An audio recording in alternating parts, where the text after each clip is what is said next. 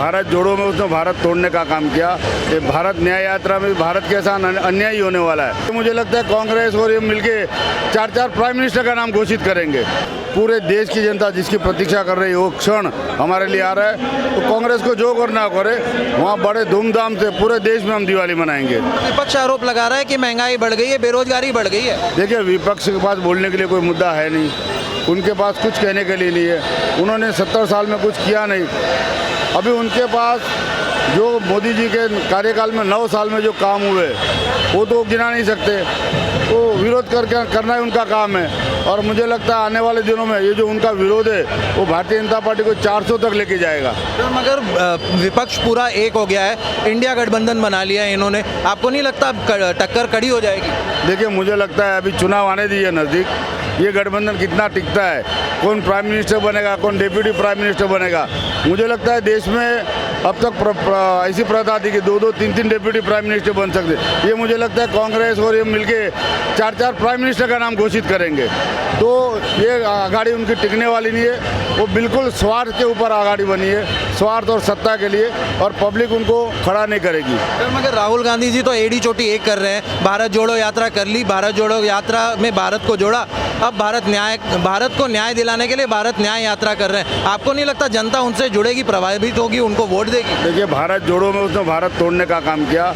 ये भारत न्याय यात्रा में भारत के साथ अन्याय ही होने वाला है। तो राहुल जी कितनी भी पद यात्रा कर ले, उस यात्रा को कितना भी नाम दे दे, उससे कोई फर्क नहीं पड़ेगा। लोगों को मालूम है कि मोदी जी ने समाज के अंतिम व्यक्ति के लिए क्या किया है, क्या विकास किया है, ये सब देखते हैं। और हमारा देश आज कहाँ से कहाँ तक पहुँच गया, इस सभी को अगर एक झुग्गी झोपड़पट्टी में रहने वाले को भी पूछेंगे तो उनको भी मालूम है कि मोदी जी ने देश के लिए क्या किया। कांग्रेस आरोप लगा रही है कि अभी राम मंदिर पूरा भी नहीं हुआ है, उसका उद्घाटन 22 तारीख को मोदी जी इसलिए करवा दे रहे हैं कि लोकसभा चुनाव में उसका लाभ लिया जा सके। देखिए, ऐसा है, राम भगवान हमारे लिए एक आस्था का विषय है। 500 साल से जो मामला चल रहा था उसकी जगह पर एक भव्य राम मंदिर का वहाँ पे निर्माण भी हो चुका है। रामलला वहाँ विराजमान भी हो चुके हैं। सिर्फ विधिवत उसकी विधि करके मंदिर जनता के लिए खुला करना है। तो मुझे लगता है पहले भी अगर आपने कांग्रेस को देखा होगा, उनको राम भगवान से कुछ लेना देना नहीं था, शंकर भगवान से लेना देना नहीं था। जब चुनाव आता है तब उनको शंकर दिखता है, तब जनोई दिखती है, तब माला दिखती है, तब राम दिखते हैं। बाकी चुनाव गया तो उनको भी कोई लेना देना नहीं है, ना राम से, ना हनुमान से, ना शंकर भगवान से। तो मुझे लगता है ये उनका एक चुनावी स्टंट ही है कि बाकी लोगों को खुश करने के लिए कि हम नहीं जा रहे। बाकी राम भगवान इतने सालों से पूरे देश की जनता जिसकी प्रतीक्षा कर रही है वो क्षण हमारे लिए आ रहा है। तो कांग्रेस को जो करना करे वहाँ बड़े धूमधाम से पूरे देश में हम दिवाली मनाएंगे। मगर बोलने के लिए तो कई लोग ये बोलते हैं कि जो ताला खुलवाया था वो तो राजीव गांधी ने खुलवाया था, तो राम काज में तो उन्होंने शुरुआत की थी। देखिए, ऐसा है, जो चीज़ उन्होंने की उसका हम कोई ना नहीं बोलते, लेकिन जो चीज़ मोदी काल में भी, मोदी शासन में हुई, आज इतने सालों से जो प्रलंबित विषय है अपने देश के, फिर राम मंदिर का हो, 370 का हो, 3 तलाक का हो, ये सभी विषय मोदी जी की सरकार आने के बाद मोदी जी ने जो इतने साल से हमारे देश की जनता भुगत रही उसमें से उनको छुटकारा दिलाया। तो जो उन्होंने किया उसको हाँ बोलने में हमको कोई तकलीफ नहीं, लेकिन जो हम कर रहे हैं, जो मोदी जी कर रहे हैं, जो भारतीय जनता पार्टी कर रहे हैं, उसको भी उन्होंने स्वीकार करना चाहिए। सर, यही आरजेडी के तेजस्वी यादव जी ने अभी ये बात कही है कि लोगों को चोट लगती है तो वो हॉस्पिटल जाते हैं, मंदिर नहीं जाते, भूख लगती है तो मंदिर नहीं जाते, तो मंदिर बनवा के क्या फ़ायदा? उनको शायद मालूम नहीं है कि मोदी जी आने के बाद कितनी अस्पतालें बनी, कितनी एम्स बनी, कहाँ जहाँ पर एम्स नहीं थी वहाँ पे बनी। 70 साल के कार्यकाल में कितनी एम्स बनी और अब कितनी एम्स बनी। लोगों के हेल्थ के लिए मोदी जी ने क्या क्या किया।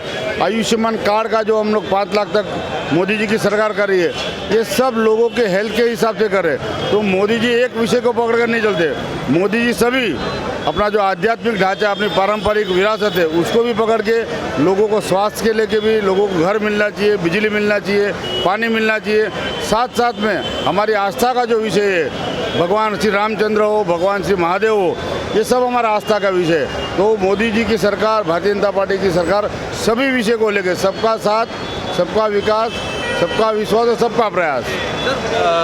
विपक्ष अभी इस समय ये आरोप लगा रही है कि मोदी जी आए तो थे चुनाव में चुनकर विकास की बात करके, पर अब मंदिर मंदिर किए जा रहे हैं। अब अयोध्या का मंदिर का बात हो गया, ज्ञानवापी का बात कर रहे हैं, कृष्ण जन्मभूमि की बात कर रहे हैं, मंदिर मंदिर करके धर्म की राजनीति कर रहे हैं। देखिए ऐसा है, अगर कांग्रेस के हमारे मित्र गए नहीं होंगे तो जाके आवे। महाकाल कॉरिडोर बना, वो भी एक विकास हुआ है। कॉरिडोर बनने से वहाँ के लोगों की जो आर्थिक स्थिति है वो भी बदली है।